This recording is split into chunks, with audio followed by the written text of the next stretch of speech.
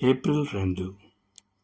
ఎందుకనగా తాను జరిగించిన క్రియల చొప్పున అవి మంచివైనను సరే చెడ్డమైనను సరే దేహముతో జరిగించిన వాటి ఫలమును ప్రతివాడును పొందునట్లు మనమందరమును క్రీస్తు న్యాయపీఠము ఎదుట ప్రత్యక్షము కావలేను.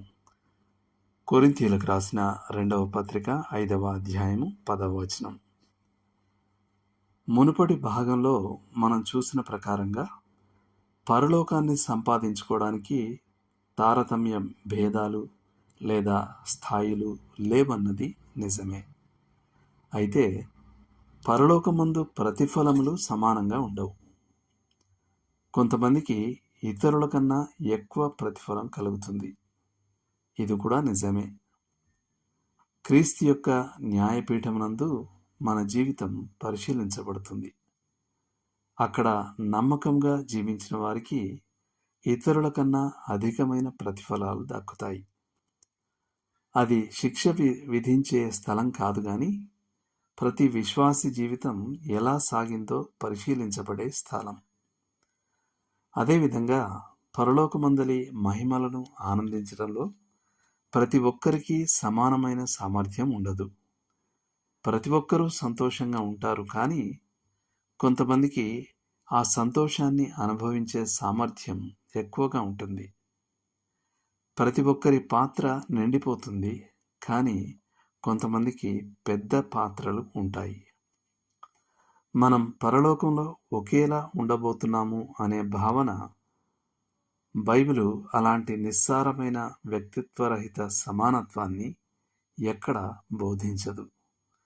బదులుగా బైబిల్ ఇలా చెప్తుంది: ఒకడు కట్టిన పని నిలిచిన ఎడల వాడు జీతము పుచ్చుకొనును, ఒకరి పని కాల్చివేయబడిన ఎడల వానికి నష్టం కలుగును.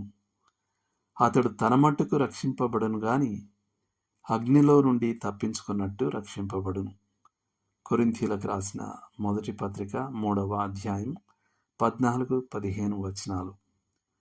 ఉదాహరణకు, ఇద్దరు యువకులు ఒకే వయసులో ఒకేసారి రక్షణ పొందారు.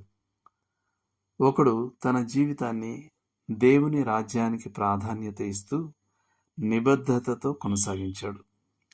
మరొకడు ఆ జీవితం మొత్తాన్ని ధన సంపాదనకు అంకితమిచ్చాడు. మొదటివాడు ప్రభు విషయాల గురించి ఉత్సాహంతో మాట్లాడాడు. రెండవవాడు వ్యాపార విషయాలు ఎక్కువగా మాట్లాడాడు. మొదటి వ్యక్తికి ప్రస్తుతం ప్రభువుని ఆస్వాదించడంలో గొప్ప సామర్థ్యం ఉంది.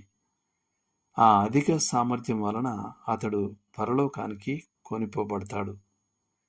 రెండవవాడు క్రీస్తు యొక్క వ్యక్తిత్వం మరియు కార్యం ద్వారా పరలోకానికి సమానంగా తగినవాడై ఉండినప్పటికీ అతడు ఆత్మీయతలో చిన్నవాడిగా ఉన్నాడు.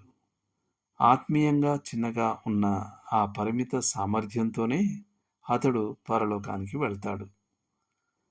పరిశుద్ధ గ్రంథం యొక్క గొప్పతనాన్ని తెలుసుకోవడం ద్వారా మరియు వాక్యమునకు విధేయత చూపడం ద్వారా మన ప్రార్థనా జీవితం, దేవుని ప్రజలతో సంఘాన్ని ఏర్పరచుకోవడం, ప్రభు కొరకు మనం చేస్తున్న విశ్వాసపూరితమైన సేవ చేత ప్రతిరోజు మనం పరలోకంలో పొందబోయే ప్రతిఫలములను మరియు నిత్య నివాసాన్ని ఆస్వాదించగల సామర్థ్యాన్ని మనమే నిర్ణయించుకుంటున్నాం.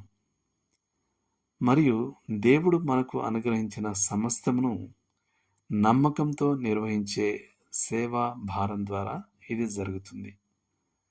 మనం గడిపే ప్రతిరోజుతో మనము నిత్య జీవితాన్ని నిర్మించుకుంటున్నామన్న సత్యాన్ని మనము తెలుసుకొనగానే అది మన నిర్ణయాలలోనూ మన ప్రాధాన్యతల ఏర్పాటులోనూ స్పష్టమైన మార్పును కలిగించాలి. దేవుడు మిమ్మును దీవించునుగాక. ఆమేన్.